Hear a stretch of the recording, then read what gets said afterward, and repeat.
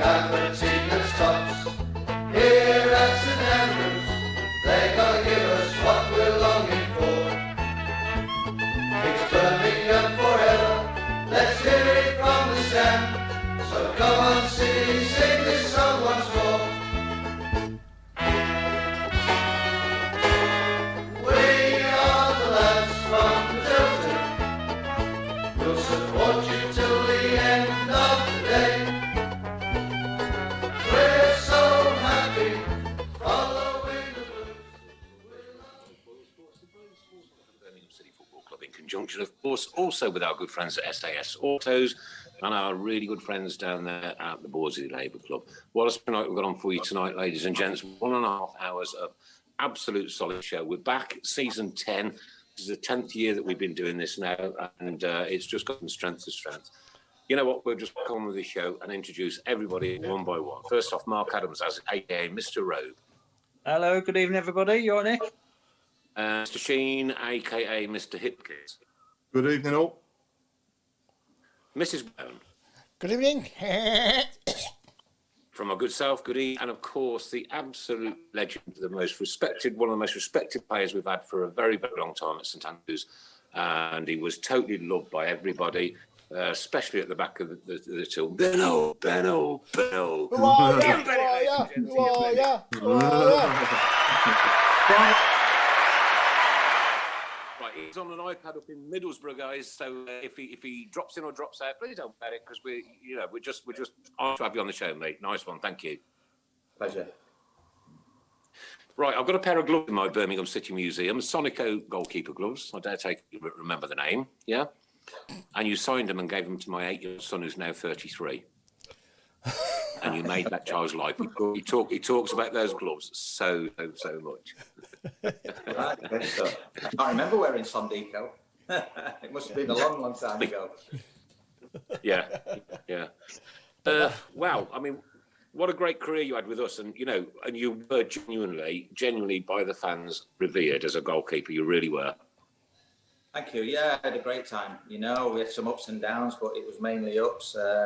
Every season there was something. What else are we going to have? What else are we going to have apart from ups and downs with the Blues? Exactly. Yeah, it wouldn't be Blues, would it? If not, I mean, especially like with obviously my first manager Barry leading the drum. So no, I mean, it was always good fun. Different players, different scenarios every season, but ultimately we was always challenging for something or trying to do something every season.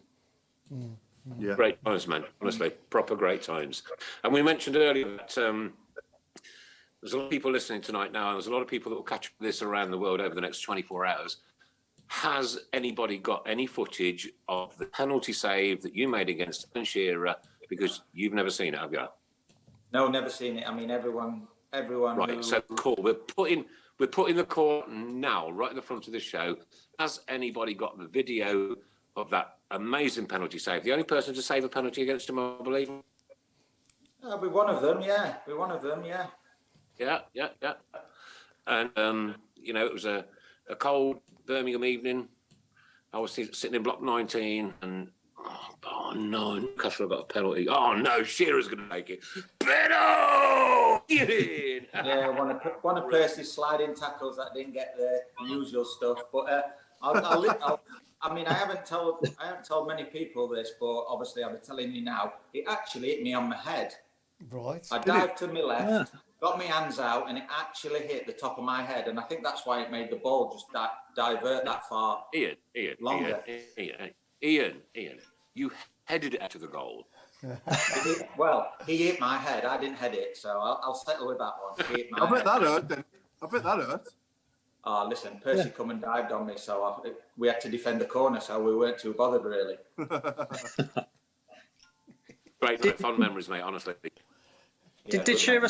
Sorry, Ian. Did Shearer say anything afterwards or after the game or anything? No, not really, no. He wasn't the most... what kind of word I can say? Yeah, he wasn't the most happy sort of person after the game, I think we played him a couple of times within 1 or 2 seasons. Yeah. But no, he certainly didn't make his way to me at the end of the game. So, I think whether any of the lads got his shirt, I'm not sure. I mean, I probably don't think anyone had got that after that game. No. Yeah. So if he's watching, then hopefully he might have a bit of footage on his phone. Yeah, I don't know if it'll be. Do you mean he watches everyone? Hey, man, come on. Yeah. Some nice messages coming in already. Here we go. Ian Bennett, legend. Kiss, kiss, kiss from Jackie Blossom Barton. Stephen Kale, much love, Benno. We had some class keepers over the years, Hart, Foster, but Benno was brilliant. I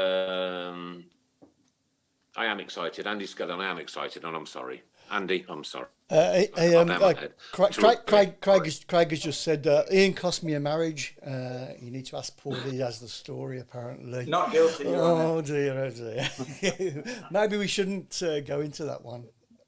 How many will we get over the evening where it's never 6 foot? Never 6 foot. We'll have that Oh, one. yeah. I'll be fine. Yeah. Perfect. No problem. I'm ready for it. Yeah, he's saying, I've got it here. He's saying he took his wife to a first game against Newcastle, and when Benno saved the penalty, we were right behind the goal. The girlfriend at the time stopped me falling over the bar in the middle of the Tilton. From that moment, she was addicted, and it cost me season tickets and a marriage. Wow. Not a bad game to go to, is it? Not bad for your first game, is it? No. Downhill from there, surely. So would you say that was your best moment? What was it like? Nick, you're dropping in. You're dropping in and out. You are. Yeah, one of the best moments. Obviously, promotion as well at Huddersfield, and even though we lost at the Carling Cup, the Worthington Cup, sorry.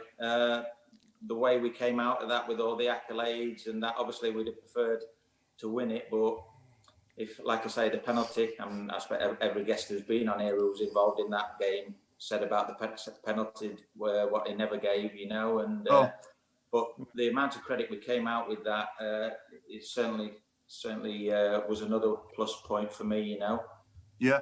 Also windscreen shield as well. Sorry? Yeah. Auto windscreen shield. Yeah. Take his shirt and t-shirt and I mean, it's obviously the first time that happened where a golden goal finished the game, and like I say, I see footage of it sometimes now. I think it usually comes up on Twitter and things, and it's just amazing to see all the supporters there and taking Wembley, really, the old Wembley by storm. Fantastic finish. What's it like walking out, at the old Wembley? You got 40,000 Blues fans there. How does that feel when you're actually walking out? It's about to play the game and sing the national anthem. It was a long walk. That's all I can remember. The tunnel, and some met there. Obviously, Claridge was late again. He's the last one out. Probably forgot something. Probably had a bet to put on or something like that before kick-off, And you just remember. I mean, you lose a lot of this, and now with Twitter and things, it's great to reminisce and see things coming back into life, sort of thing, And all I remember is, I think it was Baz who the night before or a couple of days before when we stayed in London, complaining that we had no ties. So I think he couldn't believe it that we had no ties to put on. So I think Daisy went down some high street and bought her like 20 blue ties for us to go with our suits, So there was some sort of conflict there. I can't remember, but yeah, I think Daisy had to go on like the day before and see if he can get any ties that resembled the Blues tie in colours. So Typical Blues. the stories that with Baz and the to-in and throwing with the Golds and the Sullivans and Karen, I think it only just spurred the lads on. But I mean, it was a great occasion, great night, and like I say, a little bit different headlines. Waking up the next day with Tate's t-shirt all over. Yeah. The newspapers. Yeah. And we spoke about this on here before the Worthington Cup final in 2001, when obviously you're coming out to that sea of blue and that sea of red, and you got the two biggest anthems in football going head to head, and we completely outsang them, didn't we? Yeah. Oh, ridiculous! Yeah. Yeah. It was just frightening. We actually went to the stadium the couple of days before, and all the lads on the way to the stadium was laughing and joking and blah, blah, blah. And then when we got to the stadium, when we saw it empty, wow. I don't know what it did, but driving back on the bus back to the hotel, hardly anyone spoke. And I just think the awe of seeing it empty, there was putting all these speakers in there. The army was up on the roof and coming down on ropes. It was unbelievable. I think it really hit home the enormity of the game and the stage we were going to be playing on. Yeah, absolutely. Yeah, I can imagine. Yeah. But the unfortunate thing is shaking hands. I so wanted to meet some members of the royal family or anything like that, but I think it was Sven-Göran Eriksson. Yeah. I want let down. And if you look, there's half a dozen just laughing and things like that, because obviously with him at the moment and what was going on with him and the England manager and things like that in his private life, you could see some of the lads just having a wee smirk at him, Yeah. But yeah, once the national anthem comes, and obviously beforehand with Keep Right On, and then they played their song as well, it was frightening and really, really tremendous experience. Yeah. What a real serious question for you now, right? Okay, on that Worthington Cup final, you were the goalkeeper who had to stand in the sticks when that absolutely awful decision was made for that penalty. And it was. David Ellery should have been hung and quartered for it, I'll be honest with you, right? Yeah. Then they go and score and they win the game. As the goalkeeper that let that goal in, and I want to get it from an emotional side from you, yeah? How did you feel knowing that we'd been cheated and knowing that we'd been robbed? I think at the time you just get through the game, all your emotions, the sadness and everything else. So it's like two-barreled really. Yeah, you've played really, really well.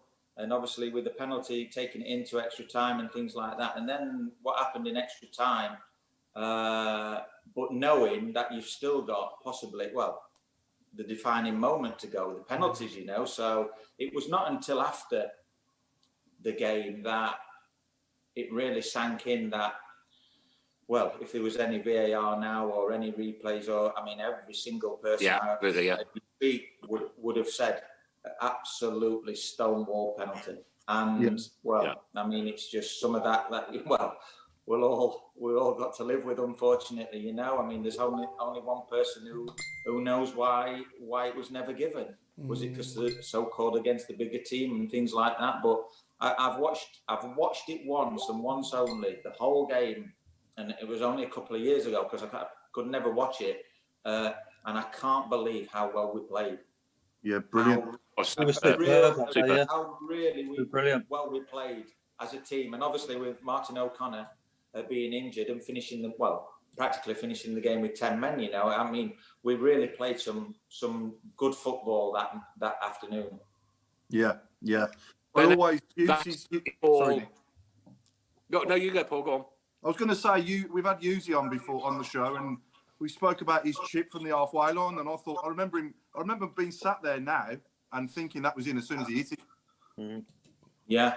There's things like obviously you forget, and the near misses and the second half of extra time and things like that. But yeah, everyone just goes back to the penalty decision, And then obviously seeing Trevor crying when AJ misses, and you'd thought it would have been the other way around with AJ crying and Trevor just consoling him.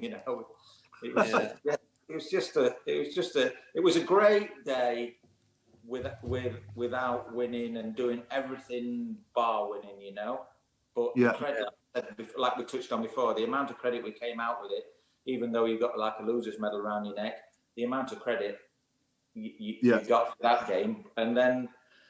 Further down the line, the other squad winning it. So a little bit of redemption there, the last minute goal for them to win it against Arsenal. And your hopes, like I say, we'd have got that look sort of thing at the end of the game, but unfortunately we didn't. But like I said, until he writes a book or until he writes an autobiography, then I don't think we'll ever know why he never gave it. No. Do you think that affected the lads then to go on and obviously compete in the playoffs? I mean, I know we finished in the playoffs after that, but do you think that had an effect on the lads, like obviously, not getting past Preston and going to that final as well? A little bit. I mean, there was some overriding factors there. I think did John McCarthy break his leg that night again? Yeah. Unfortunately, and Trevor with the penalties, he wanted it at one end and they wanted it at the other end and things like that. And I think did Marcelo take the first penalty? I'm not sure. Yes, he did. Yeah. I think he did well just to reach the ball walking, because I think it was just absolutely shattered. Yeah, and it's just them situations where you think you're there again, and like I say, you hear about the curse and the stuff like that, and you just think, Jesus Christ. Makes you wonder, don't it? Makes you wonder. Yeah. But like I say, we came good and things like that, and things, and the time was always something going on, and it was good. I mean, I can remember signing my first signing, me and Gary Cooper in '93, and Barry was there as dressed as Father Christmas, and little did I know, I could probably be one of the 50 signings that year, and when we was playing the first game, and obviously Barry taking us and things like that, he says, when the season finishes, he says, listen, the chairman's gave us one ultimatum to take us out of this division. And he did, and I think we got relegated, didn't we, at Tranmere that year? So that took us the wrong way. Yeah, but it was a wonderful season next season, wasn't it, in League One? Yeah, fabulous season. Yeah, we all had a bet on Barry. Barry came in pre-season and says, "I've got a bookmaker who'll give us 10 to 1. Do you want a bet on it?" So everyone, absolutely, 500s and the thousands and things like that. And I think the bookie paid out quite a lot of money, but I think Claridge, I don't think he ended up paying Claridge. So I think Claridge lived above his bookies for about a year. Winnings back, So he liked believe it, because we thought we was unlucky to get relegated that season, and so the next season we really thought we was going to be up there, top favourites. And Baz, knowing Baz, got a decent bet for us and a decent price. Yeah. Well, we lost that opening day, didn't we? The season after we lost it. Was it Orient 2-1? Oh God! I think we lost the opening game. Oh, that's good knowledge that I don't know who does it. How does he? I think Darren Purse was playing for Orient then, wasn't it? Yeah, he must have been. Yeah, probably did. Yeah, probably was. I think it was Andy Saville's last appearance, I think. I used to travel in with Sav. I think I don't know. When he finished playing, I think he ended up becoming a postman, didn't he? Did he? That's right. Yeah, I think so. You wouldn't want your post much after 12 though, Sav, would you? I don't think you were there. The amount of times I was waiting for him, waiting for the lift to Birmingham, the odd times, but.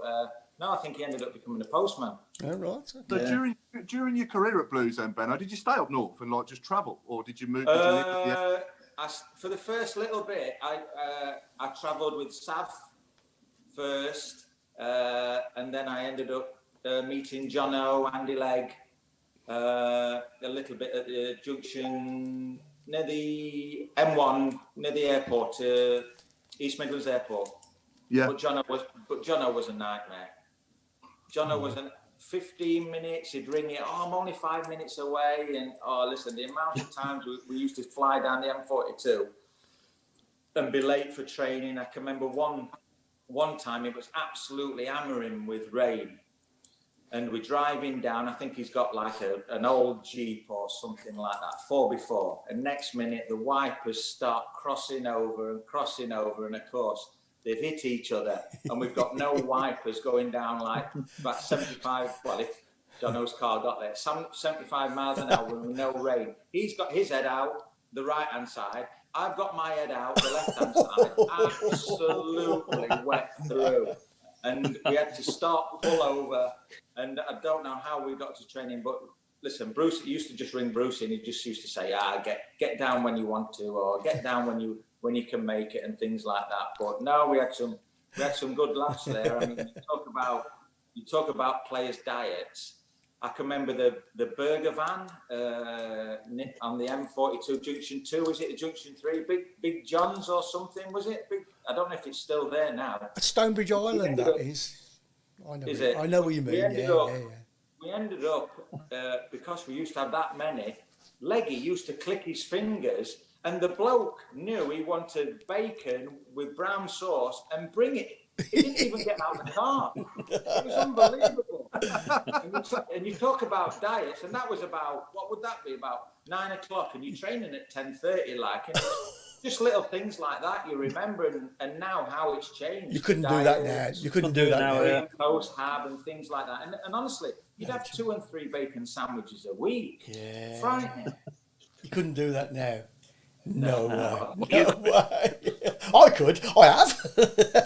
Ian, here we go. Here's one for you, Ian. Do you remember your testimonial? Oh, Yes. Against Jamaica? Jamaica, yeah. Mate, right, I have a little story about this, right? I'm in the Tilton. Yeah. You know where the step up goes? Right. There's a step at the halfway around the Tilton, yeah? Like, you got one section and then the top section, yeah? And then there's a walkway where you can get all the way around the cop, yeah? So I'm the last seats before the step up with my kids, and there's all these beautiful Rastafarian Jamaicans all around us and one thing or another. And my son's car, he was about 7 at the time. He said, "Hold me hand." He said, "Daddy, what's that smell?" I said, Yeah. "It's nothing, son. It's nothing." The whole place, it was like a haze of ganja over St Andrews. Well, my agent at the time, he looked after the Jamaican football team, and obviously I managed to get a testimonial in my contract over my 10th year, and he says I'll bring the Jamaican national team over, and what he did as well, he used it like as like a scouting game for other people to come as well to see some of the Jamaica teams. If you look at some of the Jamaica teams, there's some decent players in there who ended up having careers at Championship and Premier level, you know. So decent fans as well. Yeah, and like I say, it was good really, and it was different. It was at the end of the season.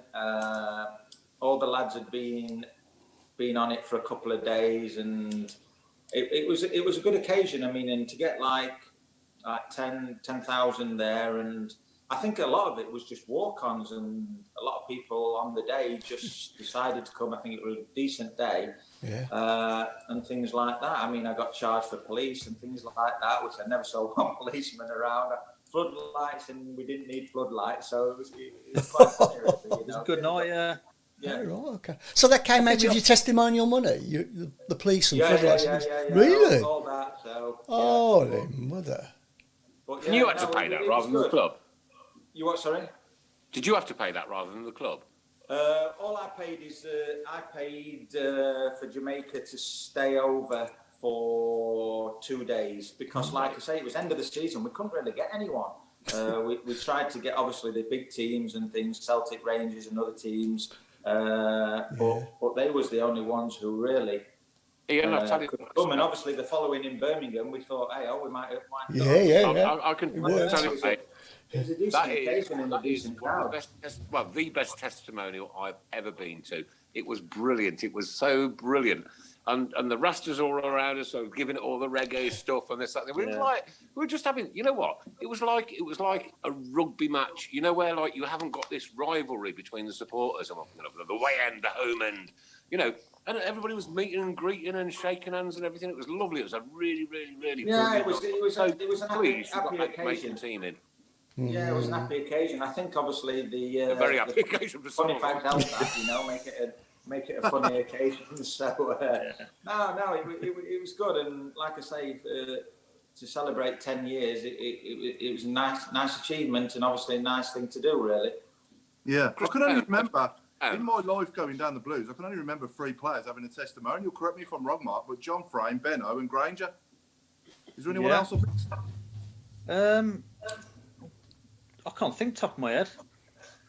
Like I say, Benno's was the best. I mean, like I say, all the horns, and I just remember the horns as well. The horns blaring out everywhere. Yeah, I remember the Granger one was on a cold wintry night, wasn't it? It was only 5,500 for him. But Benno's Ian's was the best. That was Nick said it was the best testimonial I think I've ever been to. Did you play in Granger, Benno? Did you play in Grangers? I'm not sure. I'm not sure if I was still there then, or I might have been somewhere still playing. You know. I'm not sure really about Granger's testimonial. No, I'm not sure. Yeah, can't remember. I went to a testimonial at that place up the road. You know, it's like it's like a sewage farm. Yeah. Okay. And it was Alex Cropley's. Anybody remember him? No. Alex Cropley. No. He'd really broken his leg, really horrible, and they gave him a testimonial. And there's two stories. One was a bit harsh actually, because when he came out onto the pitch on his crutches, all the Birmingham fans were singing "Alex Cropley can't walk properly." La la la la la la. Oh God. It's funny now. Right? I know. Yeah. It's banter, isn't it? It's banter. But the other one was right. There was a penalty going on, and I'm sure it was for them. I can't remember. And a gentleman in front of me had an epileptic fit, right? And he's on the floor, and his daughter's sobbing her heart out, and St John's ambulances are piling in. And the guy behind me is shouting, get him out of the way, I'll pay £3 to come here. Just mad. Football humour, though, is brilliant. Yeah. Ian, we can create a very humorous environment at St Andrews. I know it can be hostile, right? And I know I like it when it's loud. I like it when it's Larry. I don't like any violence whatsoever. But are there any funny moments that you can think of that the crowd did while you were there? Just before we go to that, somebody just said with the sound off, you sound like Gary Barlow. There you go. Not you, Nick. You're very low, Chris. I can't hear you. Sorry. I said Doing me? I sound like Gary Barlow. No. Ian sounds like. You don't look like him.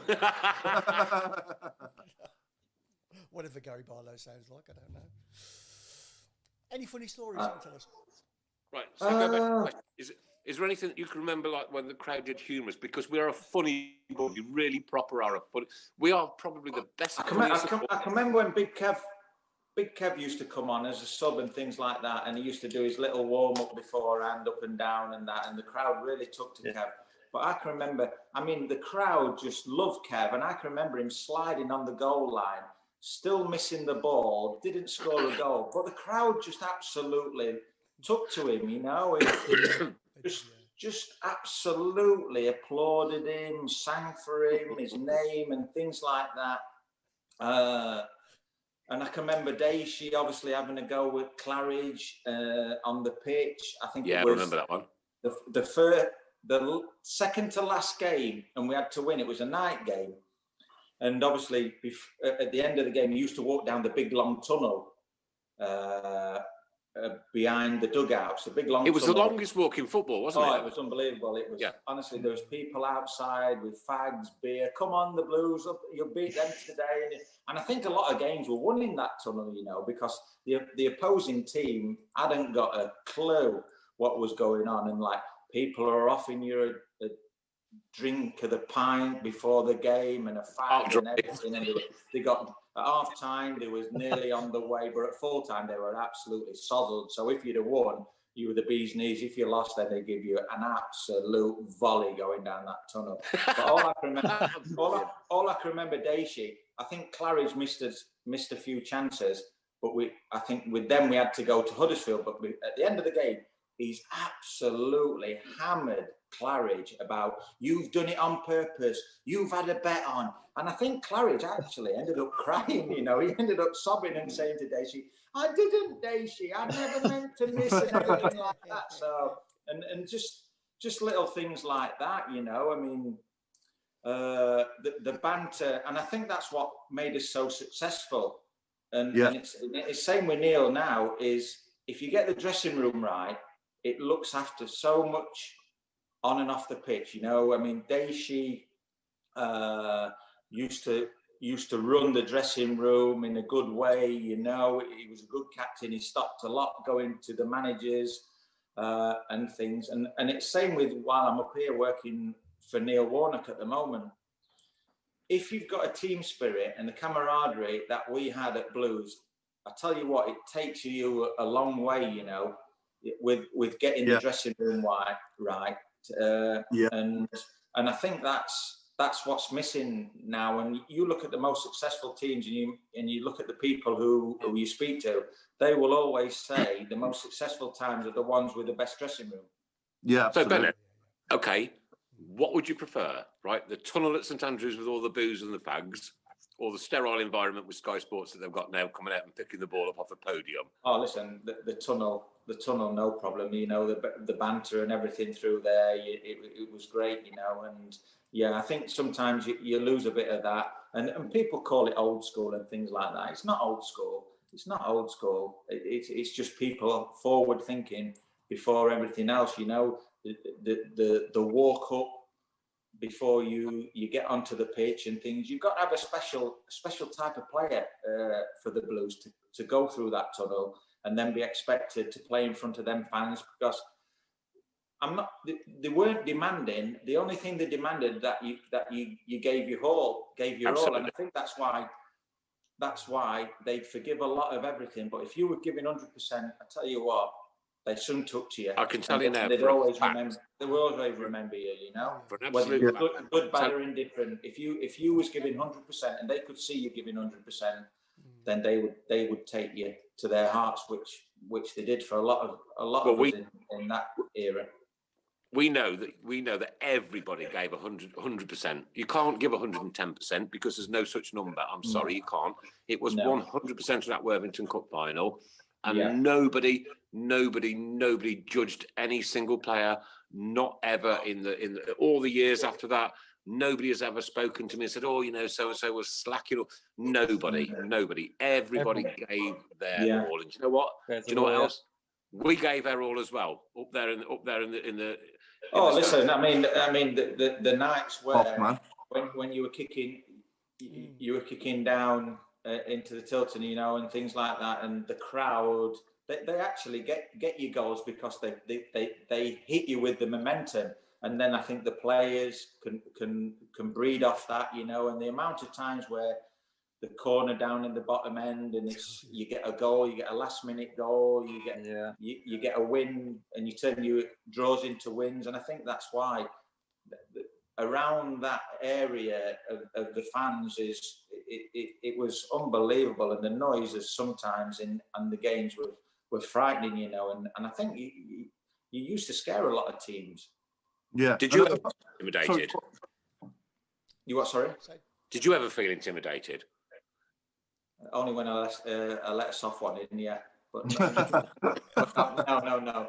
Correct. I always enjoyed it. I got my match routine. I was nervous until I got on the pitch and the referee blew his whistle, and then I was fine. Then I don't know why, but as I got older, I got worse. The routines, everything else, things had to be done in a certain way. But as soon as that referee blew that whistle, then I was fine. Everything went game on. there. Like autopilot, I'd imagine. Wasn't it, Benno? Was you a bit like autopilot? Yeah, I think so. Yeah. And like I say, I got worse as when I was playing for Huddersfield and was 14, being there, done it. I was terrible. Like if things weren't smooth and didn't run right, then I don't know. I didn't speak to anyone much in the dressing room. I looked after myself. I got myself ready. I didn't really listen to managers' halftime chats or anything. I just went into that zone. But then, like when I went out on the pitch, I was fine. And everyone had their own routines, you know. Yeah. And what was your favourite match at St Andrews you played in? If you could go back and relive any one game. Yeah. I mean, there's that many really that you tend to forget. I mean, I played Stockport one day, and I made a real close. I think Brucey and Gary Ablett was in front of me that day, you know, and it was a horrible night, and I made a point blank save that it was a scramble, and they hit it through a crowd, and I just got down to my right and made a save.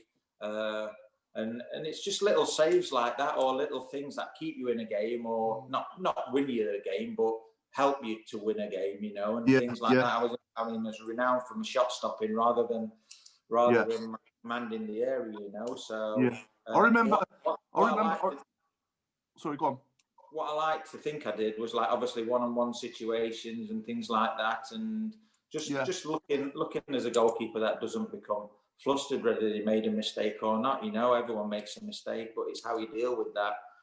Sure. And I probably had my worst critic was my father. You know, but as soon as Monday morning came, and it's same with the managers, Baz, anyone, Trevor, Brucey. As soon as Monday morning comes, that's it. You forget and you crack on again. You know. Yeah. I was going to say, I remember you pulling off a worldie against Liverpool in the Cup at St Andrews. We drew that game 0-0, and obviously we went on. And you pulled off an absolute, I think it might have been from Jamie Redknapp, I can't remember. But I just remember it was hard and low, and it looked a certain odds on goal. You had so many bodies in your way, and you managed to get down and tip it around the post somehow. Can you remember anything about that? No, I can remember going to. Did we go to a replay at Anfield? Yeah. Did we lose on penalties then? Someone just said. Yeah, I think a famous quote off Baz, isn't it? The first one missed, so everyone else missed. You know, so not to make him feel bad. Yeah. But no, I mean, some of those games, you just forget the amount of games you played and the big games you played. But I can remember going there and getting a reception off the cop and things like that, and. I think Ricciardo scored that day. Yeah, he scored a great goal. Ricky scored a game. I can remember one instance with going back a bit. Ricky first came to the club, and Baz says to him, "Listen, Ricky, whatever you do, you're in Birmingham, you're a London lad. Just keep a low profile. Don't let anyone see you or anything like that." So then the next day, Ricky comes in an Audi convertible. R10TTO was his number plate, and Baz has gone, "Oh my God, Ricky, what have you done?" And it was white with red leather, and Baz has just gone absolute mad at Ricky. He said, "I told you wanted a low profile, and you've gone and done this number plate, flash car. You're in Birmingham." He says, "Listen, Ricky, what are you doing?" Like, and Ricky was another character, you know. I mean, you had him on the left wing, you had Jose Dominguez as well, you know. And when you look back through the players you've played with, there's been some unbelievable players, but most, like we say, going back to my first instance, there was all players that gave their all, you know. And if they didn't, then it used to get sorted in the dressing room, you know. Not in a nasty way, but no one had any egos or anything like that. They'd tell you straight, and it was how you took it. Some wouldn't like it, some would just take it and get on with it, and that's what we're saying about the dressing room and how it run itself. You know, possibly most of my time at the Blues, well, if not all the time, you know. Yeah. You all. Yeah, go on, Mark. I was going to say, it's such a big squad. Did you have any bust-ups and all the rest of it? There was always bust-ups. There was always, I mean, with the first year, I think the amount of people, you didn't get a chance to know them, you know, because no sooner they come in than they're gone. And I can remember one transfer deadline, I think there was about 35 people in the home dressing room waiting, because Baz says, "You're going to have to wait there because we're bringing a few in, and a few of you be leaving. And I don't think that day anyone left, you know, and then Baz was just laughing his head off, keeping us there till after 5 o'clock, the deadline. But listen, on training grounds, in dressing rooms, there's always people who didn't get on, but you just get on with it, you know. I mean, could there be any fights or anything like? There'd be skirmishes, but it'd be dealt with there and then, and then you crack on, like, and you get on with it, you know. Yeah. Is there any good pranks you can tell us about, Benno? Any good what? Any good pranks you can tell us about that anyone did, apart from your pranks, obviously? I don't have to name names. Oh, listen, I was quite. No, I mean everyone got on with everything. We'd change people's clothes. We do cut up all the usual things. Yeah. But I can remember. I'll tell you one story about Trevor. Trevor was unbelievable, as you know, on the pitch, and he'd always join in a five-a-side, and he'd be for 5-10 minutes. He'd be unbelievable. He'd be nutmegging, he'd be curling him into the top corner, he'd be smashing them in the bottom corner, and the lads were just getting fed up of it. So we all ended up putting 20 quid in a pot. The first one to knock Trevor out of training. But no one could get close to him because he was so fast. It was still unbelievable. Yeah. And they were going on, and I think there was about 200 quid in the pot. It got to about the second or third week. And I'm not sure who gave him a short pass. And Brian Hughes, Yozza went straight through him, straight on his shin. And he needed stitches. And he's hobbled off. All the lads are laughing their head off and like, but Trevor's rolling around. Then he has to go into the treatment room. And the physio at the time, Neil McDiarmid, he was that fed up, obviously, with Trevor as well. He ended up putting anaesthetic before he stitched it. But what Trevor didn't realise is the anaesthetic was in fact water, and there was no anaesthetic in it. And it was porta cabins. It was porta cabins at Wast Hills, and you never heard a scream like it when the first stitch went in. You know, and I think he ended up putting about. I think it only needed about 4 or 5 stitches, but he ended up putting 7 or 8 stitches. And Yozza ended up collecting about 200 quid because it put Trevor out of training because it was unbelievable. It was just frightening. What do you think, Ian? What do you think Trevor Francis would be worth now as a young man in today's market? Wow.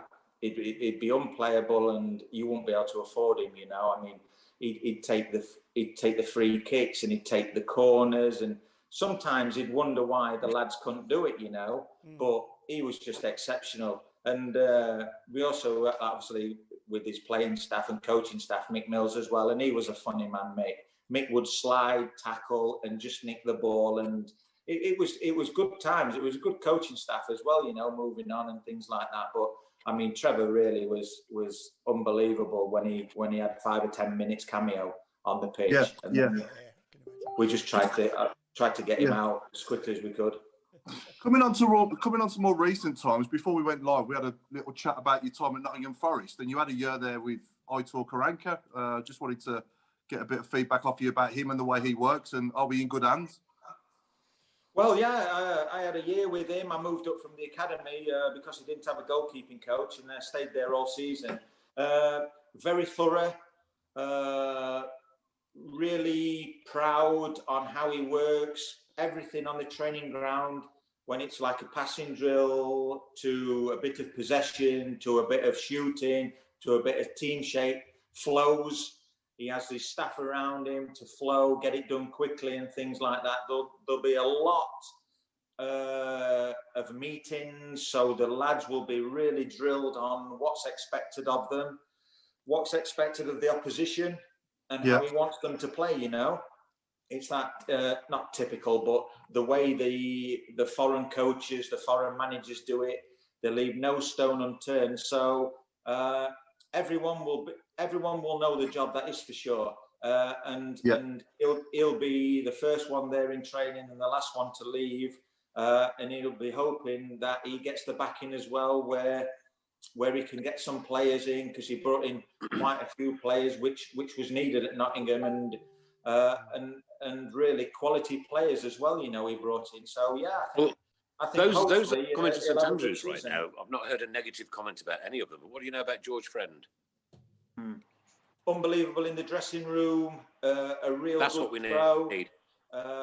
And someone who Aitor knows before, knows what's expected of him. I think you might get a couple of players like the George Friend types, or ones that Aitor knows before.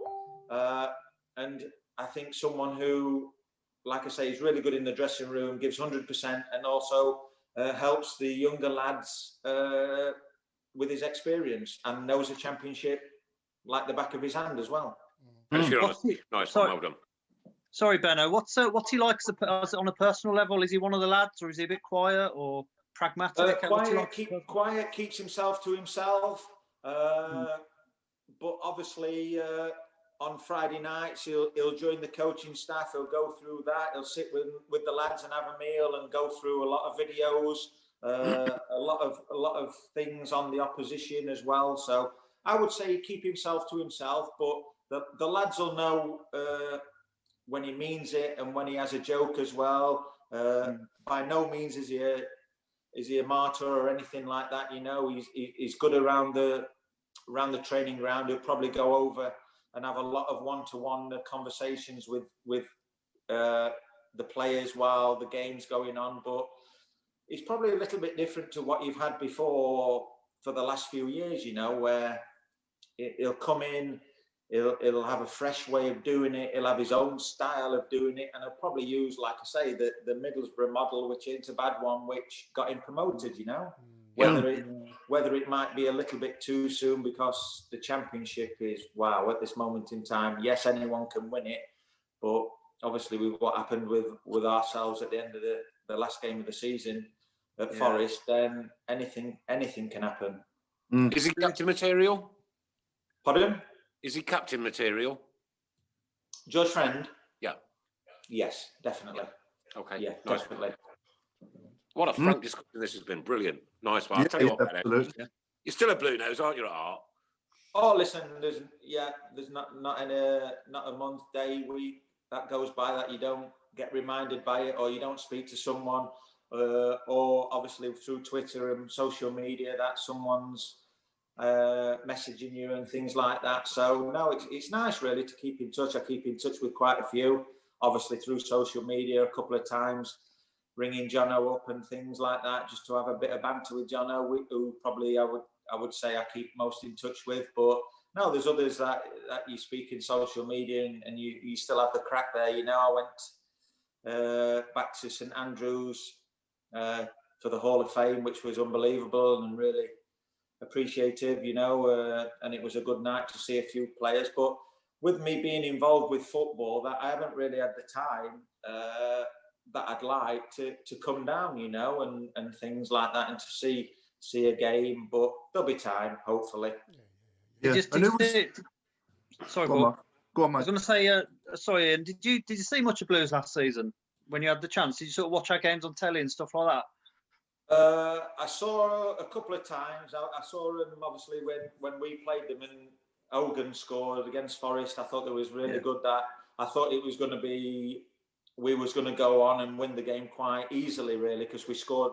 Did we score first or did we equalise? I can't remember. Equalised, yeah.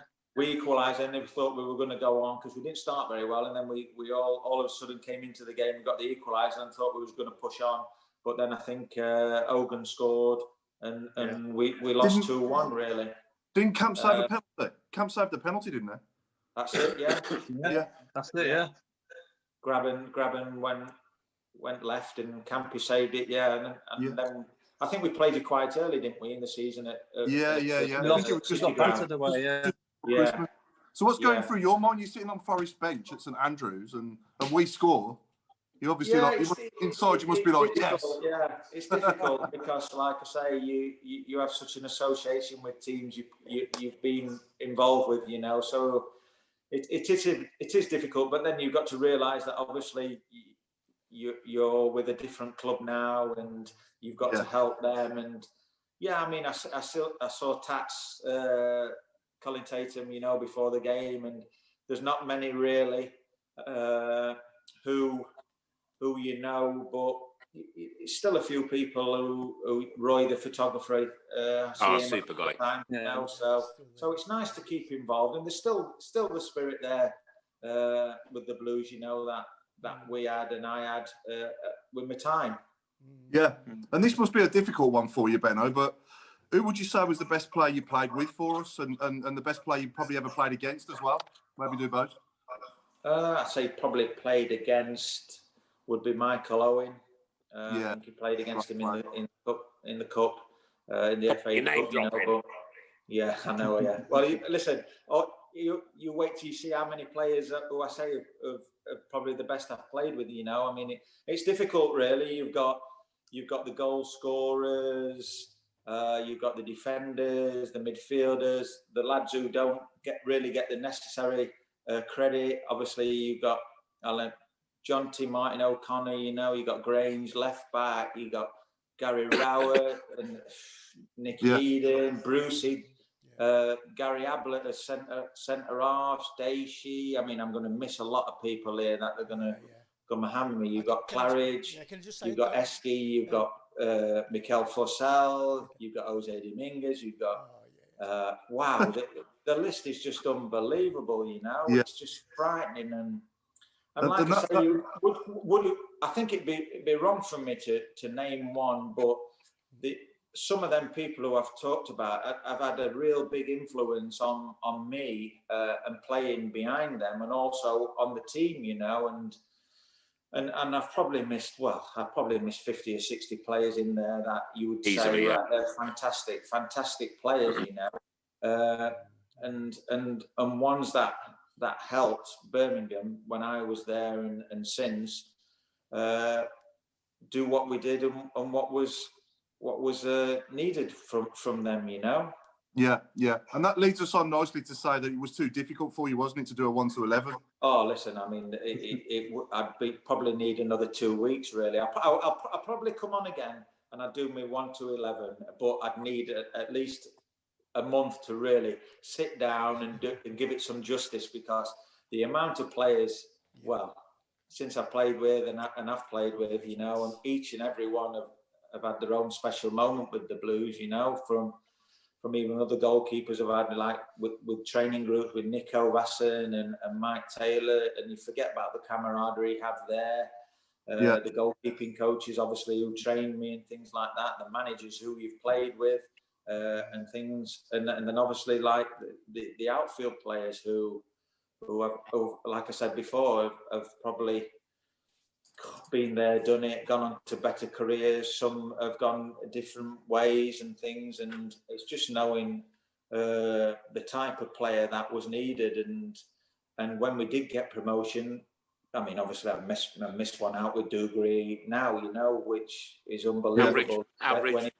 When he came and things like that, and you know, and you're just missing people out. I mean, that season we had with Christoph, you know, would I say he's the best trainer? No. Would I think he was with his an unbelievable player on a Saturday? I can remember playing at Newcastle and I threw one to him, and he'd just come off the halfway line on the turn. And I threw it to him, and I think it was just, well, like a thigh or something. And the game had finished, and he come off, and he went to Benno, and I'm going to be awful here with my French accent. Next time, I need it on my chest.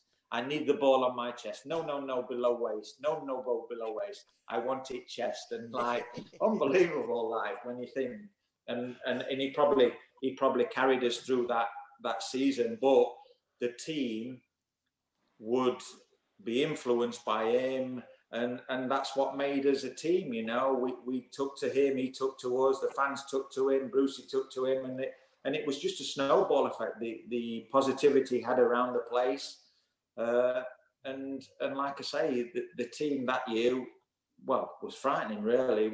We stayed up easily that year. When I look back now over the last 11 years, now we've been doing the Talk Show for 10, right? And you look back over 11 years since we won that Carling Cup and then got relegated. There's just been nothing. It's just been nothing. Look, we've had some good games and we've had some one thing and another, but like it's not like it used to be when you guys were there, and you know you get up on Saturday, I'm going to the Blues, come on. And before you even get in the car, you're singing. You know what I mean? Now it's like a chore, isn't it, Nick? I think you probably get a bit closer to it. Right, because we're all supporters. I hope that Karanka can seriously do something with this team and rebuild it, because this has just gone on far too long. 11 years, come on, that's half my life. Yeah. I think you got closer to us, like, you know, around my era and things like that. There were fans. We used to watch his training and things like that. And I think there was a real connection between the fans and the players. I think first and foremost, that's what the new manager has to get back. There's got to be that real connection between the fans and the players again. I get that. Let them come down to West-Hills. Let them come down to watch training like they used to do with us. You can't at the minute, can you? It's unbelievable. Yeah, it's frightening at this. I'm talking when all this COVID goes away and things. Get them.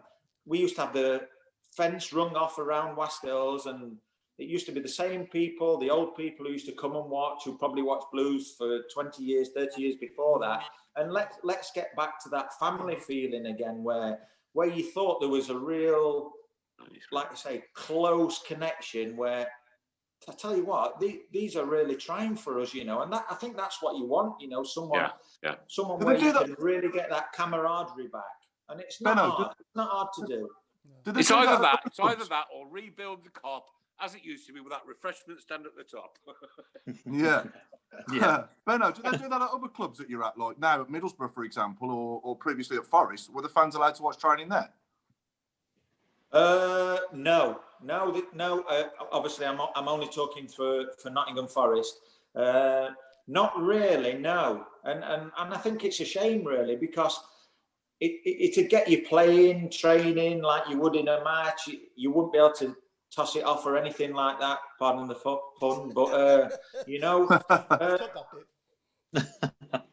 what I mean? When we first started, it was a norm to have spectators there to watch you, and then they could go and they could see how you trained. Then they'd have a little bit more knowledge on you through a Saturday and something like that. And then, like I say, I can't see why not. Given once the situation's over, why you shouldn't be getting them times back. I agree. Yeah. I don't think it'd hurt anyone. No, I remember going to Danton Lane. You wouldn't need to police it. You wouldn't need to do it. You just get the security to ring it around, and especially at West Hills, where you go up the top and you go to your left, and you're up there near the bank. Yeah. Even things like open days and stuff, they're a thing of the past. Correct, Nothing against the open days and that. Like I said, going back to Middlesbrough now, it's just a breath of fresh air. Yeah, you say Neil Warnock's old school and that, but the first thing he's done is get the dressing room right, And he says, like, you can do a lot with getting the lads on your side, getting the dressing room the way you want it, and he's a wily old fox. I don't think it's old school. I think it's just good common knowledge what he's done and what's been successful for him, And See, the thing how is, teams play for him. The thing is, right? When we're allowed to go and interact with the players, right? Okay, listen, like, you're just human beings at the end of the day, right? You're just proper people, normal people. You get up in the morning, you go to the toilet, you have a drink, you have your breakfast, dinner, tea. Okay, some people get paid an awful lot more, but you're just people, right? Yeah. Right? But when you meet a proper fan, right, who's got a handmade badge like that, right, whose alcohol license is endorsed by that, whose COVID-19 mask has got Birmingham City signs on it, whose shirt has got Birmingham City signs on it, whose arm has got Birmingham City. Then you start to relate what it means to us as fans to support a football club. And it's everything, because when we win, you go home euphoric. You can't wait to get home, have a beer when you get in. You know what? You draw and you go, okay, perhaps we could have done that, and you lose and you don't speak to anybody for 3 days. End of. That's it. That's what football fans are all about. Go on, Paul. Sorry, Nick. Great live comment coming in here from Jason Hughes. If we allowed the fans back in, then Marcelo Bielsa would be stood there in a Blues hat and scarf with glasses.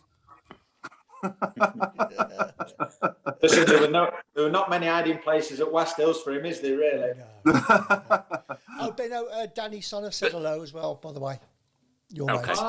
Lynn, I think it was Linda once. Got any horse racing tips?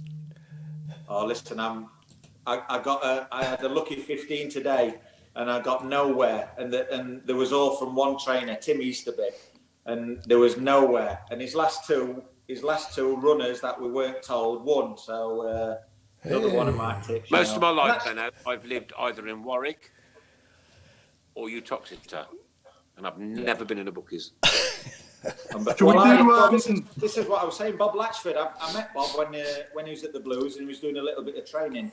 Yeah. And he got me involved with, obviously, there was a horse called Latchford at Ian Williams' stable at Alfchurch. And that's how I got into it. And it's his fault. I ended up putting a horse with him, with Ian Williams, called Tagula Blue, which won us quite a few quid, and also lost us a few quid. But No, I mean, I love my horses, and everyone will say that the tips I give them are absolute shambolic. Just save your money, you know. But Sean, follow you. it's just something I was brought up with. It's something like my uncle got me involved with it because he used to work at the stud farm, and it's just for the love of horses. And it's just something different that where once football, you'd finish training and things like that, you just go and watch the horses. I mean, don't get me wrong, I wasn't serious like Claridge. I can remember Steve Claridge, where the first time I got in his car and you couldn't see his car seats because they were full of betting slips, you know. It's just ridiculous. And I think he won a lot one year. Like I say, he lived above, and he lost a lot the following year, where his 4-bedroomed house in Portsmouth ended up becoming a bungalow because he lost that much money. You know, I shouldn't be telling her that, but it's true, really. I mean. Listen, we're not judging anybody, but just going back a couple of minutes then. So like you've got, I know that when you come out the tunnel and you go back in the tunnel, you can't really interact with fans at that junction. But at the training grounds, to understand the psyche of a football fan, right, and their mentality and their desire and their passion, right. I was a very unfortunate person, right, because if I kicked a ball left, it'd go right, right, and I've had several injuries to my body that prevented me from becoming a Lionel Messi, to be perfectly honest. a right Messi. But my passion, my pride is my Saturday afternoon, what used to be, because it could be any day now, right? And that 90 minutes, it's not that. It's as soon as that game's over, it's thinking about the next game, right? Building up to that one. Is it a Tuesday night, Wednesday night, under the floodlights? And then you get there, and it's an hour for me to drive there. You get there and you can hear it all in the background as you're moving closer and closer, and it gets louder and louder. The clicks of the turnstiles and the lights and the smells and everything. It is just everything to us as football fans. And I think football players, the prima donnas now, really need to understand us as people, right? And our lives. We live simple lives. We don't live extravagant lives, yeah? We live simple lives and we support football. And they need to get that understanding back again. The likes of the megastars, the people, I've seen it on the TV, and a kid wants an autograph and a footballer walks past him. That's not it. That's not what it's about. Like, we're all human, man. We're all people. And we love football, and footballers should love us. End of. Hang on, Paul. Who was your football hero growing up, Benno, and what team did you support? I actually supported Chesterfield. Yeah.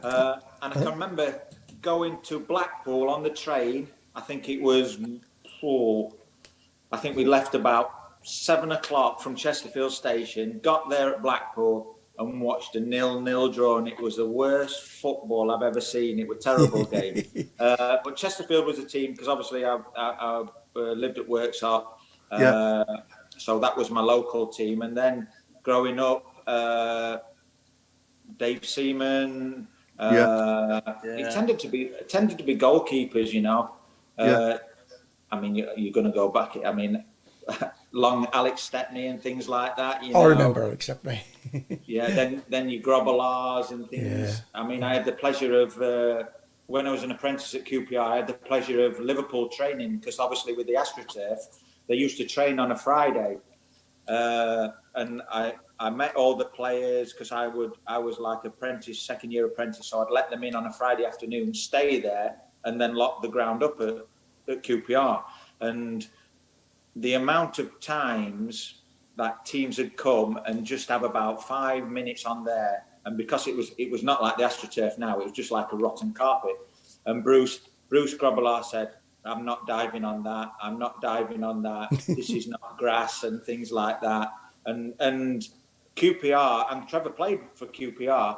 They was unbelievable, because they was fantastic, because they train on it all day. And the teams that would come would have no idea how to play on the amount of people that I met there with my apprenticeship, Bobby Moore, when West Ham was there, you're just in awe. I was a supporter then and not an apprentice, you know. And going back to before, where I think you had more connection with the fans because with the players because you'd see them more. Like Yeah. you'd finish the game, Yeah, you'd walk up definitely. the tunnel, or you'd walk the other way to the car when the fans would be outside and either praising you or having a go at you, but not in a naughty sort of way, but you know, and that's what it was. You'd see a lot more. Whereas now you bust in, you're down the tunnel, you're straight onto the pitch, you're straight off the pitch, you're back onto your bus, and I think you've just lost that little bit of connection with the fans. Definitely. Yeah, You know, like I go before, and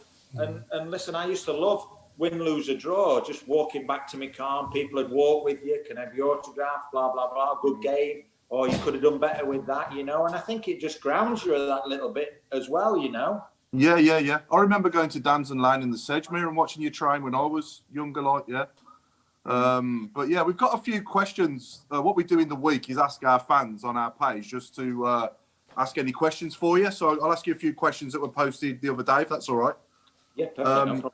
So Steve Jobs asking, under which manager did Ian enjoy playing for the most?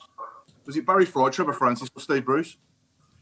Oh dear, Barry Fry was unbelievable. Barry Fry said he wouldn't sell me for about 30 million, I think, one day. You know, and there was always talk of me in Liverpool and things like that, and the little bit of speculation. But I mean, Baz was brilliant. Baz got bums on seats. He got Birmingham going. I can remember the first training session where we went to the transportation grounds, and we didn't have any goalposts, so we had jumpers down and things like that. And he was I think he was just a fan, Baz, to start with, you know. And I think that's what Birmingham City fans connected with him, because they knew he was a fan. They knew he gave his all, you know, and he certainly got Birmingham going.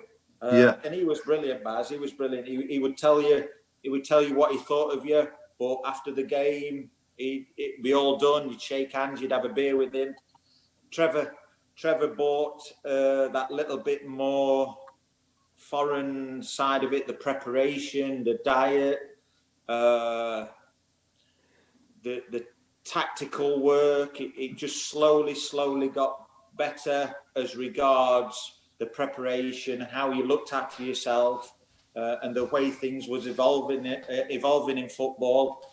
And then obviously with Steve, who I had as a player, for Birmingham, and also went on as manager, the success he had, and he was like a little bit of both, really. You know where you stood with him. If in doubt, then you kicked it out, obviously the usual thing, but you played some good football with him. And so all three really had something that I think helps me as a player and also as a person, you know. Yeah, sure. Sorry, Stephen Gill's asking, what was your favourite save in your career and why? Obviously, do a blue.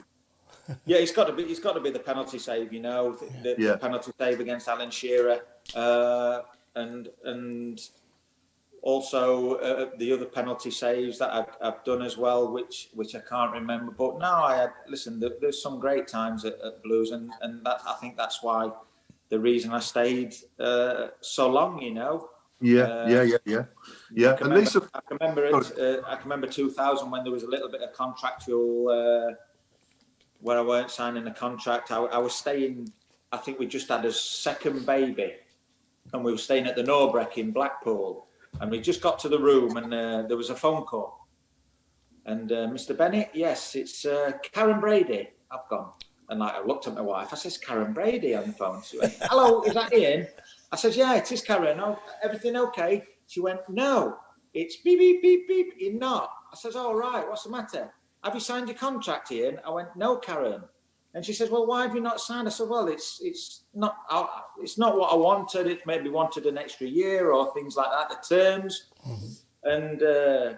And you see her on The Apprentice, don't you? And you think, oh, she's unbelievable. She's so nice. She rolls her eyes at other people. Mm. And she started on the phone. She says, Ian, if you don't come down to St Andrews before Tuesday and sign the contract that I'm offering you, not only will you not play for Birmingham City again, you will not play for any beep, beep, beep, beep, team in the Championship or anywhere else. And I will make it my duty to fulfill this. And like, I'm holding it. I've got two young babies, about 18 months and a month old, and my wife's looking at me with a jaw dropping and everything like that. And everyone says, "So what did you do here?" And I said, "Well, I signed it Monday morning." But it was unbelievable because you see Karen now on the Apprentice, and the way she is and how nice, and she's talking to what she Alan Sugar and all that. But I tell you what, she gave me dog's abuse for that contract. Not the right way to do a negotiation. Though, in real terms. No. She's a real people person, wasn't she? Yeah, she was unbelievable. She was another one who was good for Blues with Baz. I can remember she coming in the dressing room and speaking to Baz and saying the chairman wants to see you straight away. But for getting sponsorship and that side of it, corporate side, she was unbelievable. I can imagine. But as regards football, stay away, Karen. Penny Wood's asking who had the best banter. So out of all the players you played with for us, who was the funniest? Sonner, was funny. Danny Sonner was funny. Sav was funny, but he was so paranoid. I mean, one time after we played Villa, we told him Dion Dublin was coming was in the change car park, sorry. And you should have seen him. He was absolutely freaking himself, you know. But he liked to give it Sav, and the usual ones with Sav was, just hold that Rolex while I go and train. It was good banter. And if he overstepped the mark, then the lads would hammer him, you know. But it was good fun. He would wrestle with his room partners every Friday night. Yeah, Devlin. When Dev destroyed him, and Dev destroyed a room. He would pretend so you're in two single beds, and you do know he's listening, don't you? He'd always be on the left side. He'd always be on the left side, and he'd pretend to go to the toilet, and then he'd just yawn, and he'd raise his arms. He'd go, "Ugh," and then he'd be diving onto you. And Dev said, like, honestly, he says, I nearly choked him to death. I had him in a death choke. And it just Sav's way. Like I say, it just Sav's way of just probably releasing the nervous energy because he was never still and things like that, you know. But there was some decent lads, you know, with some good banter. And like I say, it's just really knowing what they did, when they did it, and if it was good enough so the lads didn't take the mickey out of you, like, you know. But no, we all got on. That was it. It was like a family, you know, a really good family. Yeah. It felt like that in the stands as well. It felt like a whole close-knit family. And Lisa Phil's asking, how old was you when you started playing in goal, and did you enjoy it from Ryan, aged 8? I first played right wing at 10. And then I think I lost my speed at about 12. So I ended up, the usual thing, ended up on parks playing with older people who, of course, the younger one, the little one, in your goal, you're in goal. And it started from there. And I can remember the scout from Queen's Park Rangers watching me on a Sunday right wing, because I played for North East Derbyshire as right wing and Derbyshire in goal. And he said, there's no chance you'll make it as a right wing. He said, but I've seen you in a couple of games as goalkeeper. And he invited me down to QPR with Jim Smith. And then I ended up signing a 2-year apprenticeship down at QPR. Soon as I finished school at 16, that was it. I was on a train, hated every single minute of it. But my mum and dad said, listen, you've got 2 years, you've got to give it your all. And to be fair, that set me up, you know. I came back, went to Newcastle for a year with Jim Smith, and then we played a friendly at Peterborough. And they wanted a goalkeeper, signed for them, and then obviously played 18 months there and got transferred to Blues, you know. So it's unbelievable how it started off. But yeah, I started off as a right winger. So maybe that's why I was okay with my feet. Beginnings. Brilliant. And John Allen's asking, how does a number 2 goalkeeper stay motivated? Who do you think Blues should go for to challenge for the number 1 spot? Young, hungry, or older experience? I think you've got to have someone who's been there and done it, who knows the Championship. I spent a lot of my career as a 2 as well, but you had to probably train harder and better than the number 1, because you knew if he either got injured, sent off, or lost of form, then you was in, and then you had to perform. So it was a good group.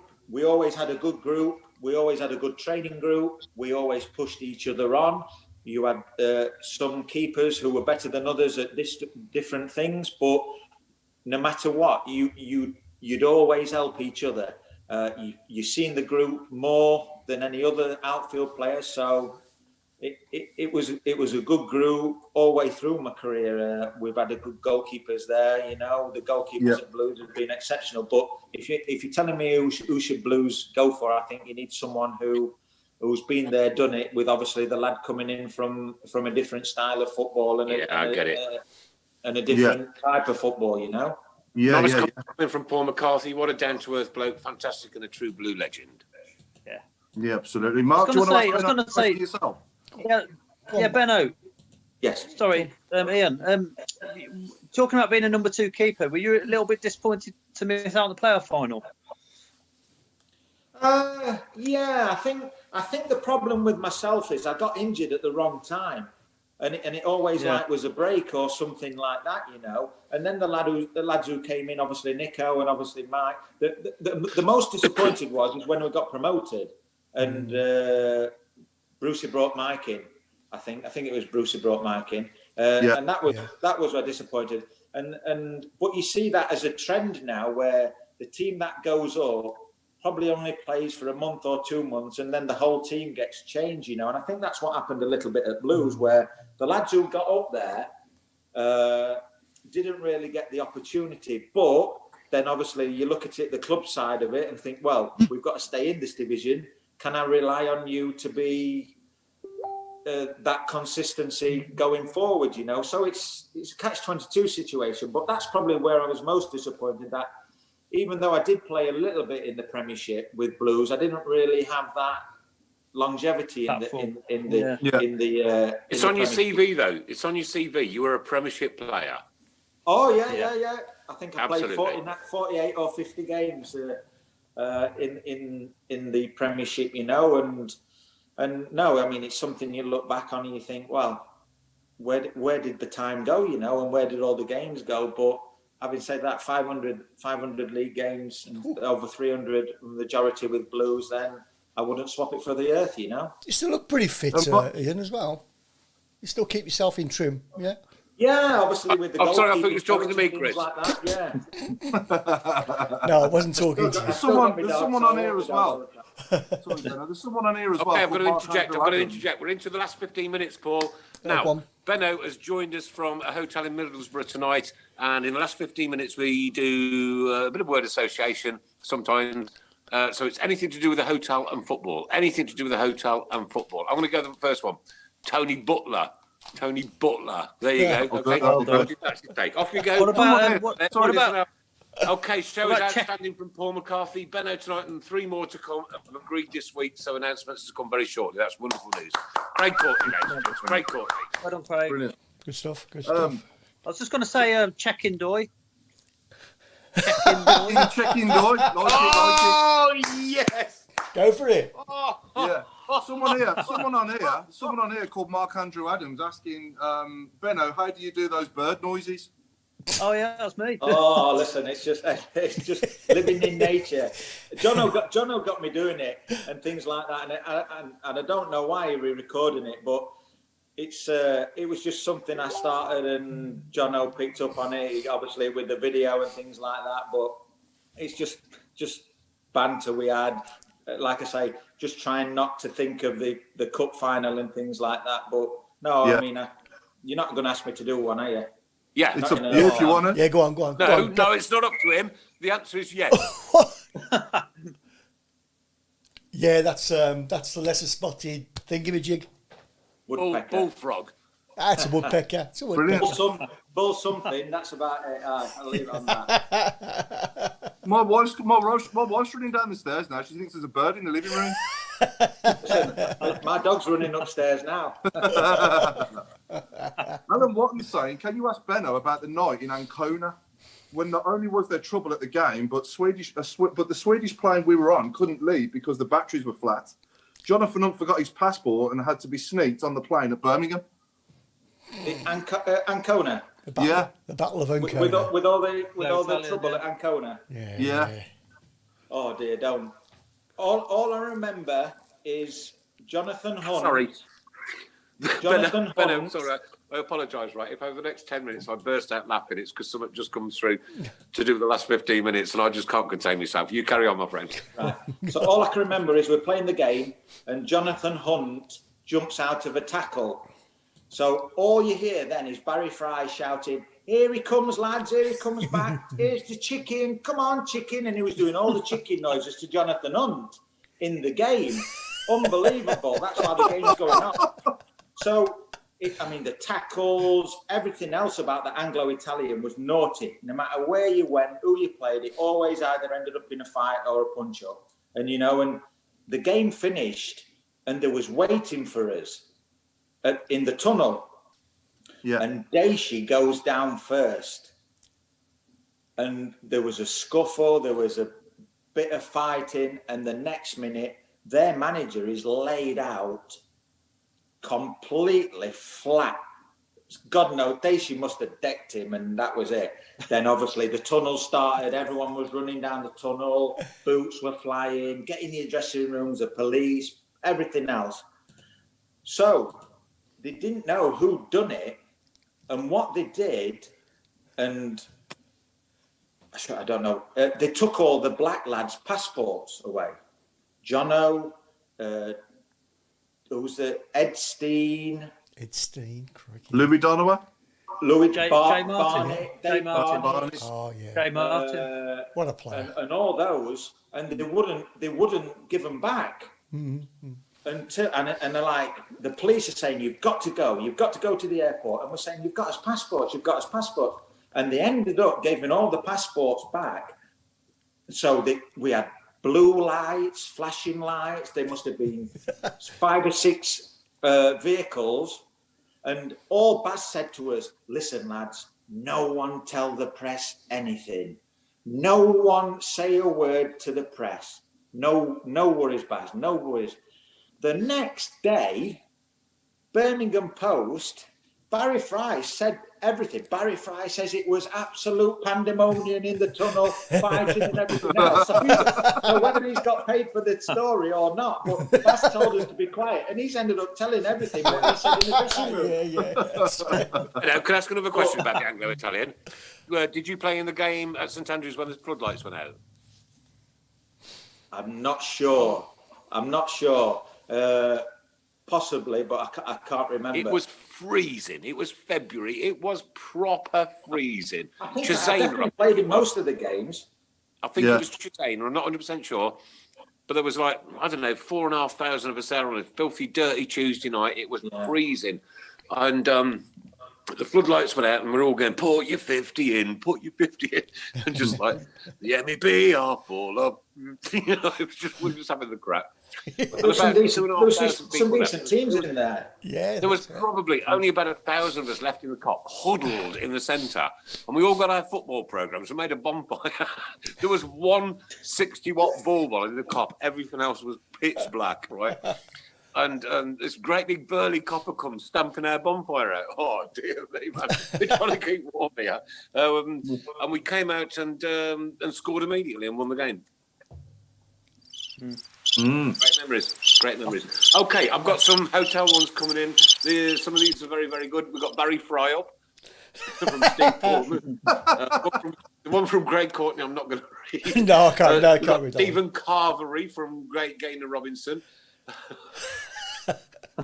Mikel Four poster bed. Greg Courtney. Steve Claridge's. Dirty Weekend Doy. And George Best Western. George Best. Oh, that's a good one. That. George Best Western, that's a good one. That's good. Oh, man. But you know what we're going to have to do? We're going to have to call it the Hilton Talk Show. Oh. The Hilton Talk Show, like it. Oh, Hilton you Talk Show, puppy, you. Oh, dear. Oh, golly. No, it's great reminiscing, Benno, and it's great looking back on all the great times, you know. Oh yeah, and like I say, the people who you meet, obviously the supporters, the players, the people who worked in the offices and things like that, and the people who looked after your match days and things. Yeah, you forget about a lot of people like that. The kit men, obviously, you know, and the people in the tunnel who used to, the stewards and stewardesses who you used to meet. Yeah, I mean, a hell of a lot of people who like I say, the day-to-day running helped like the club as well, you know. Yeah. Can you tell us the best leader you ever played with on the pitch? Oh, Daishi was a good leader. Daishi, yeah. you knew with Daishi what was expected, and if your standards weren't right, he'd turn around and give you a rollicking, you know, and things like that. But Daishi was a good captain. Martin O'Connor was a great captain, you know. Mark Ward. Sorry. Mark Ward was the winner has just come through. You know. Yeah. Mark Ward. Yeah, Mark Ward was a great player. The winner has just come through. It's from What is Jason Hughes, and it's Premier Ian Bennett. Oh, nice. Premier Ian Bennett. Good one. Chris, can you give that man a T-shirt or something? No. Yeah, no, Premier Daishi, Ian you know, Bennett. players like Daishi and Martin O'Connor, they don't really make people like that anymore, do they? And Granger. There is no. I mean, they would absolutely run through brick walls for the club and for the cause, you know. Yeah. And they wear the heart on the sleeve. And like I say, the one thing like Baz used to do, he said, you play for the badge, you know. Yeah. You know, you play for the badge, and then the people will remember the name on the back. So Absolutely. it was a good time, you know, and when I look back with fond memories, and I'm always being reminded of my time there, you know. Couple of messages coming. Stephen Gill, thanks, Benno, for the memories. Absolute legend. Danny Andrews, my first game, he saved the Alan Shearer penalty. How about that? What an accolade on somebody's first game. That is absolutely superb, isn't it? Your first game. Well, right. almost run out of time, ladies and gentlemen. We have. Football season is just a few weeks away. We don't know what the situation is going to be. Obviously, with COVID still rampaging and one thing or another, and the numbers in Birmingham increasing over the last week. So we've got Lee Campervan, David Buckley. Really, that's not a hotel, mate. But how good would it be just to get back together? You know what? Meet up at Bar 8, have a beer, have a burger, smell it. You know, listen to them turnstiles clicking, the crowd. You know what? I've missed this so much. This has been probably the worst 6-7 months ever. Well, certainly in football terms. I'm putting this into perspective. Yeah. You know what? We've all suffered. Players, staff, managers, fans, everybody. We've all suffered. But what we've got to do, we've got to make once we get back, we've got to make a concerted effort to give Aita Kranker the biggest chance he's got of getting this football team back in the big time, right? That's our responsibility as well as fans. We can't sit there silent, right?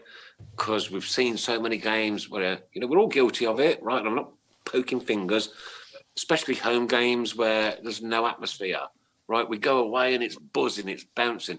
Get that away atmosphere back at home days. Get St Andrews back into that friendly, hostile situation that it used to be in, right? I'm not talking about trouble. I'm not talking about violence because it's just ridiculously stupid, right? I'm talking about noise. When we get back, we have got to create noise so that people like Ian, when he was on the pitch, respond to it. Do you agree, Ian, or not? Oh, without a shadow of doubt, yeah. So listen to him. Yeah. Exactly. I think people will be so relieved to go back when they can that, you know, the atmosphere is just going to be electric in there. We'll probably sell out, to be honest. I think in a long time. I don't know. Not the same. I think it'll be a long time before any ground sells out. I don't think we'll see that for a while. Yeah, so. Michael, thanks for the memories. Benno, absolute legend. Jason Hughes has gone for Trevor Lodge Francis. Like it? One thing I must say is on Blues TV, when they do bring the season back, and I don't know if anyone's listening that's related to Blues TV, but please can we have some crowd noise like they've got on Sky? Because it just makes a bit, quite a lot of difference watching it on TV, doesn't it? Find the crowd noise personally a little bit embarrassing, Paul, because it's not in sync. Yeah, someone's got to. If you're going to do it, right? You've got like 10 buttons on your little screen: goal, offside. Oh, ooh, ah. You know what I mean? That's not a game show. Somebody there pushing them at the right time, and it's like somebody scores a goal, and about 4 seconds later, they go, "Hooray!" Not quite how it works. Steve Portman says this is the opportunity now. If away supporters aren't allowed into stadiums when we return. Great show, Benno. You're a legend. See you all next week from Savoy. And Barry Belfry. Belfry. Oh, coughing up, Nick.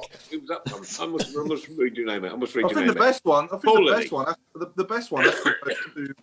Who said it earlier? Somebody said Andy Marriott. Oh, yeah. Harold Sandland. Yeah, that's you don't even have to change that, do you? No. Good one. Oh, time to wrap up, Nick. Antar Dumwaiter. Well, guys, this has been the Tilton Talk Show. What a night tonight. What a legend we've spoken to. And I know I said at the front of the show that he was revered by every single Birmingham City fan. And I know, and we all know that he absolutely was. Ladies and gentlemen, thank you so very much. Ian Bennett. Thank you very much. Cheers. Been a pleasure. You're an absolute gentleman. Thank you. Man. We wish you all the best for the future and everything you do, Ian. Right, thanks for those amazing, great memories, great times, and you know what? Boom. You know what? And thank you so much for signing my son's gloves. Adam, his name is. Give him an hello, quick. All right. All the best. Adam, his name is. Give him an hello, quick. Hello, Adam. There you go. I'll tell you what, you were his star player at St Andrews for all his growing up years, those 10 odd years, right? It was always Ian Bennett. Forget the strikers, forget everything else. It was Ian Bennett, and he got your signature on a pair of gloves, his own gloves, right? Where he was at school, and we were hauled into his school, and the teachers were telling us that he was sick and this, that, and the other.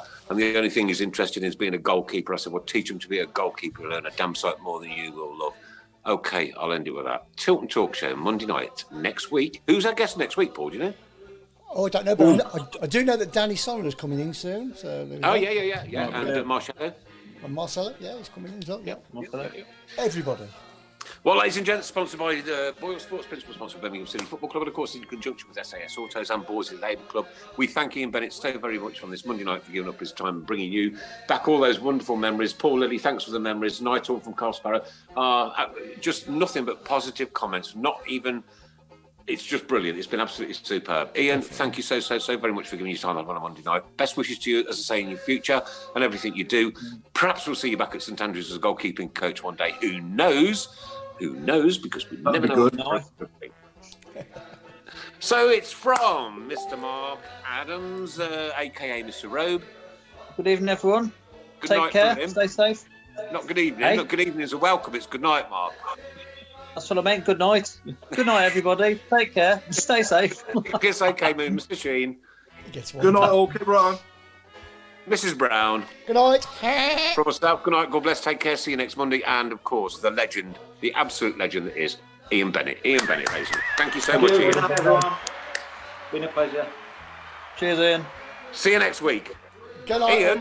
Ian, before you Good night, go, all. somebody did ask me earlier, how have you managed to retain your youthful good looks? Oh, I think we'll end it on that. All right. Because I weren't brave enough to dive at people's feet. Oh, Hey! so you're slack. Good night, or Dying art. Good night. God bless, guys. Take care. See you next week. Keep right on. Keep the faith. And come on, let's Keep make right this on. season special.